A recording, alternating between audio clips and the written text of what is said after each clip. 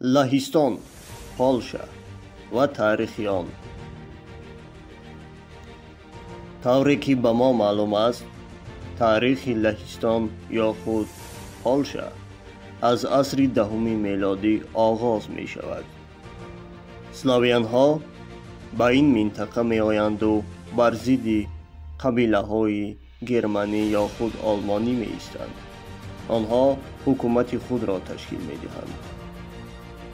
در این حکومت خاندان پیاس به سر قدرت می آید که آنها 400 سال حاکمیت را در دست داشتند. در سالهای 40 عصر 12 لهستان در حالت پراکندگی قرار می گیرد. بعدها در سالهای 1240-1241 مغول ها به لهستان حمله می کنند. لیکن آنها در این سرزمین دیر نمی ایستند، زود می روند. در سالهای بعدی در حکومت لهستان ناآرامی ها به وجود می آید و در سال 1795 همسایگانش روسیه و استریا این مناطق را بین هم تقسیم می کنند. همین طور لهستان از خریطه سیاسی نیست می شود تا بعد جنگ یکم جهان استقلالیت خود را به دست می آورد. این هم 20 سال دوام می کند. سال 1939 هیتلر یعنی آلمانی ها به اینجا لشکر می کشند.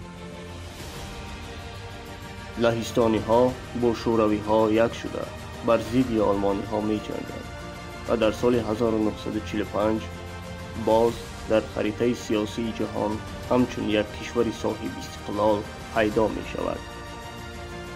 تا سال 1989 لهستان زیر سلطه کمونیستان بود. این کشور بعد از سال 1989 از شوروی و بعداً از روسیه آهسته کنار گرفت. سال 1999 عضو ناتو گردید و در سال 2004 عضو اتحادیه اروپا.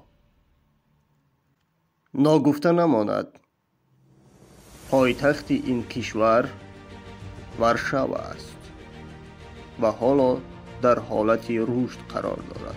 اقتصادش خوب است در میان کشورهای اروپا.